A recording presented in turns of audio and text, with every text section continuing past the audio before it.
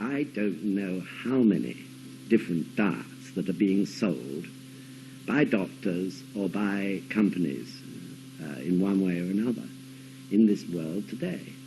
And there are people who are making, for a short time, a lot of money out of it, until everyone discovers the diet doesn't work, and it goes out of fashion. And then several diets come up in its place.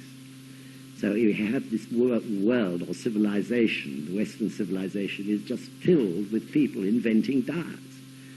But the interesting point is that the diets don't necessarily have a lasting effect. Of course they don't. The diets are not changing the karma which is causing one to be fat, or not to be fat enough, whatever it may be. I remember Sensei saying, fat or thin, no problem, he said. You can be fat or thin, whichever you wish. It's up to you and your faith in the Causton.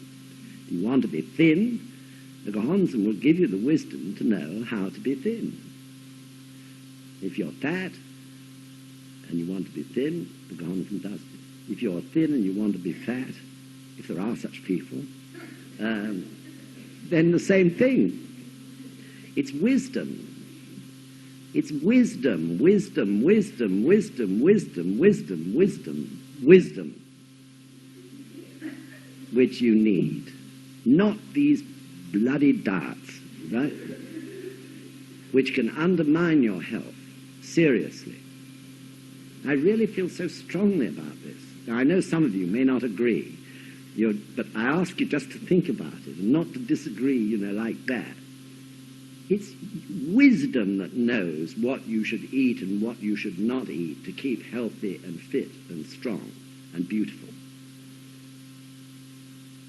Some dietitian who's selling a product, a course of diets, or a doctor who gives you a glance and says, do this, doesn't know. Only your wisdom knows. That's the point. And of course, if you use wisdom, then the dieting doesn't become an obsession. With some people, dieting, or the diet, whatever you like to call it, that they have to follow, is an obsession. It can become their Honsen. They put the diet ahead of the Honsen. If you don't use your wisdom, and instead of that you just accept what all sorts of different doctors and everyone else tells you, then that is something, that is not based on the Causton, isn't it? The Causton comes first. The Causton will give you the wisdom to know what to eat, or if it's necessary for you to consult somebody, the Causton, the wisdom of the Causton, will lead you to exactly the right person who has the wisdom to give you the right answer. In every sense, the Causton must come first. Do you follow?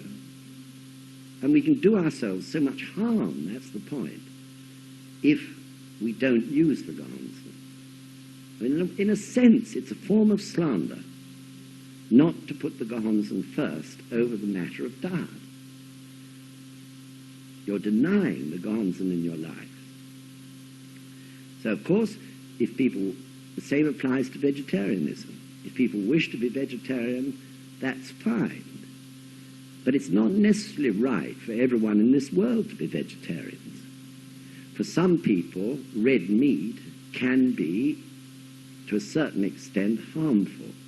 It may not suit their nature and character. But for some other people, some red meat is probably very important. It's necessary for their lives. So, to say everyone should be vegetarians, no one should eat red meat, is extremism, a form of extremism. Each person is different. Each person's physical and spiritual makeup is different. For some, red meat is necessary. For some, it may not be. This is the way of Buddhism. I remember one of our members who was a passionate vegetarian. Years and years ago, this is, and they went on a private tozan to Japan, and Sensei met them and invited this person to lunch. And, of course, inevitably, what he offered was a juicy red steak. And this lady wondered what on earth to do, and in the end she ate it. And she said she really rather enjoyed it. Though I think she's still a vegetarian. But there can be extremism in that way. It's not a sin to eat meat. It's not slander to eat meat. It is not slander to eat a fish. It's not slander to eat a plant, which is also a living thing. That is the function of these things. Their mission in life, in terms of supporting the planet as a whole, is to provide meat or provide fish, to provide food that is in the form of a plant or wheat or corn or whatever it may be. That is the natural function. Just as bees are eaten by birds, this is the function of the universe, for one form of organism to support another. So in Nichiren Daishonin's Buddhism, this is made very clear.